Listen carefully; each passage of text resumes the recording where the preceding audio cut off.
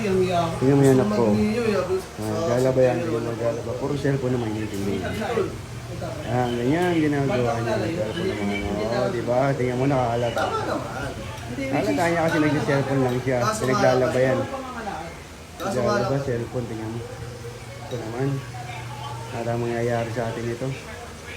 Mangyayari sa atin ito. Puro cellphone lang yan. Wala na. Hanggang mamaya na yan. O, di mag-usap kayong lolo. Wala akong pakialam sa inyo. Kala nyo. O? Bakit natatakot ba kayo marinig kayo? No, Ate Samantha, kulit ang papa mo. O. Hindi ba naman natatakot pala kayo eh. Kwento-kwento kayo dyan, tapos natatakot kayo. Di ba, note? Usapang may patabar lang, ha? O, kaya nga. Pwede na dami mo kami dyan. Kwento kayo ng kwento. Hindi kayo maintindihan eh. Ngayon, ito mo, lakas-lakas kumain ng pata. O.